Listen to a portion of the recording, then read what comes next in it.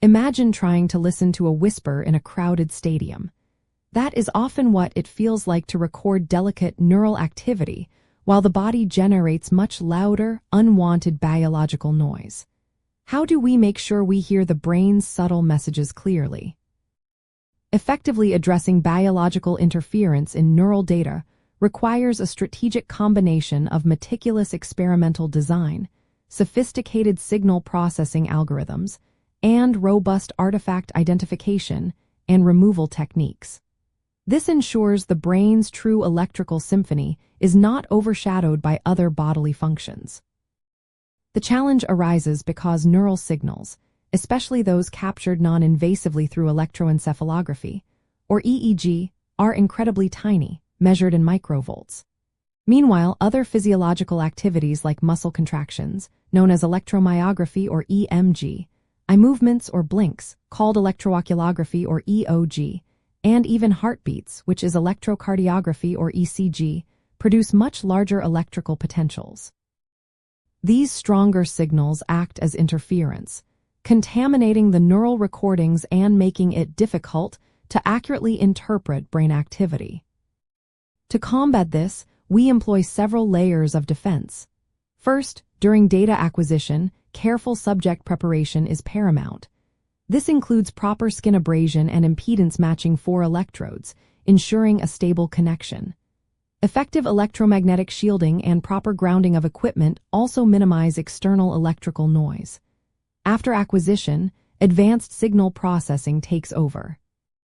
Frequency filtering, such as bandpass filters, can isolate specific brainwave ranges, while notch filters target power line interference. Techniques like independent component analysis, or ICA, are incredibly powerful. ICA works by separating mixed signals into statistically independent components, allowing us to often isolate and remove components corresponding to blinks or muscle activity. Another method is common average referencing, or CAR, which reduces widespread noise by subtracting the average signal across all electrodes from each individual electrode. Regression-based methods can also learn and subtract predictable artifacts. Finally, careful visual inspection and automated algorithms help identify and reject data segments that are too heavily contaminated by artifacts, although this can reduce the amount of usable data. Beyond these standard methods, the field is advancing with adaptive filtering and machine learning approaches. These cutting-edge techniques can automatically learn the signatures of different biological artifacts, allowing for more precise and less intrusive removal.